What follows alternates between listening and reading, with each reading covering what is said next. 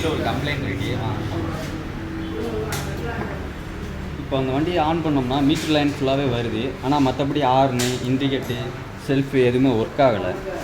இப்படி maximum complaint இருக்கும்போது நம்ம எதார்த்தமாக பீஸ் தான் எல்லாருமே பார்ப்போம்.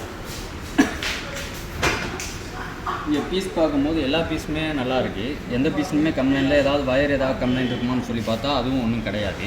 சப்போஸ் நம்ம பீஸ் பார்த்துட்டோம் அந்த கம்ப்ளைண்ட் இதாகலைன்னா அடுத்து நம்ம எர்த்து தான் பார்ப்போம். இது வந்து எப்படின்னா பவர் காயில் வரும். இந்த எர்த்து வந்து இந்த 2 வயர் வருதுல்ல, இதில் ஏதாவது ஒரு வயர் கட் ஆனாலும் அந்த மாதிரி கம்ப்ளைண்ட் இருக்கும்.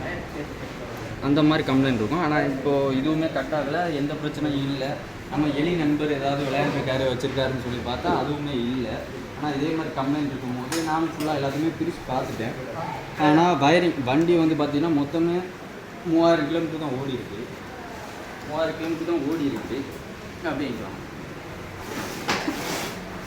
இங்கே பார்த்தீங்கன்னா இந்த இடத்துல வயர் கட் ஆகிருக்கு. ஆனால் இது எதுவும் எலிலாம் கரும்பலை, எந்த இதுவும் கிடையாது. ஆனால் மேக்ஸிமம் எதுவாக இருந்தாலுமே இந்த இடத்துல செக் பண்ணிக்கோங்க. செக் பண்ணும்போது பார்த்தோம்னா ஒரு மெயின் லைன் கட் ஆகிருக்கு. இப்போ நான் அந்த வயர் கொடுக்குறேன், அது கரெக்டாக செல்ஃப் ஒர்க் ஆகும் பாருங்கள்.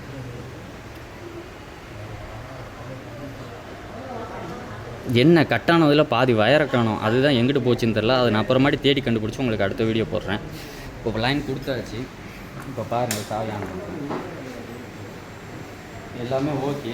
ஹார்ன் ஒர்க்கிங், இண்டிகேட்டர் எல்லாமே நல்லாயிருக்கு. செல்ஃப் முதற்கொண்டு எல்லாமே கரெக்டாக இருக்குது.